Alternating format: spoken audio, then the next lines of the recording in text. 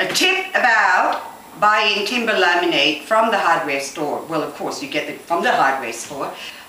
This happened to me in the past, so that's why I'm just telling you now for you out there who wants to do it yourself and learn from experience. I've experienced it. So, and once you bring it at home and you want to start making your cabinets.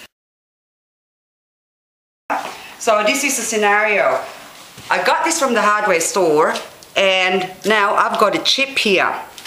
So normally in the past I used to just cut away and whatever, and if I get to that point I just pray that I miss that spot, or I just cut away that spot or something like that. But you can see that all the way along here anyway you've got little knocks and chips there. So to eliminate this, what I do now is just I take my tape, go to say 100 mil there roughly, and I already know it's about 5 millimeters. I always measure starting from the 100 here. Don't go to the tip of your tape. Always go to the 100 millimeter line mark, and then you go 105 supposedly, but you're only doing 5 mil. Okay, so you just go all the way along either end of your timber before you set your straight edge and clamp your timber down. Or in this case I've got a Festool guide, so I'll set that where my mark is, and I'm just getting my clamp and clamp that down. Yep. And we go to the other end with the 5 mil there, beautiful, and we clamp that up.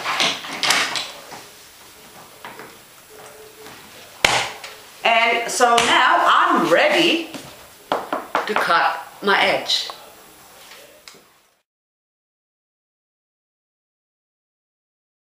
So you've got all these numbers on the side here. So you just press down on that one and then you just glide it through.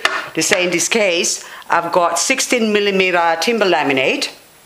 Plus you've got the Festool guide. So you have to allow for the depth as well, the thickness of that. When you say if it's 16 and when you put say 16 as well, then your saw blade will be much higher. You won't be able to cut through your timber. So what I like to do is set this one, so I've got 16, set it at 25, and then so now when I press down on my saw and have the blade come down, see the teeth of the blade sitting on the edge of the timber there.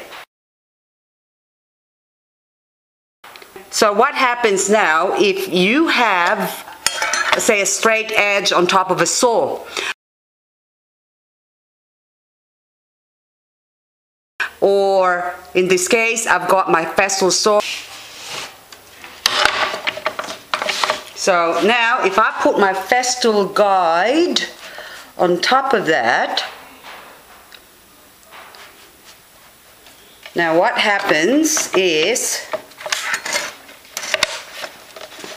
see how your blade is just sticking out a bit, see, and the teeth, the edge of the teeth, which is this part here, is still on the timber. I like to have the teeth just sort of below the timber. So just gonna adjust that, move it down. So I got it down now to 28. So that's just perfect.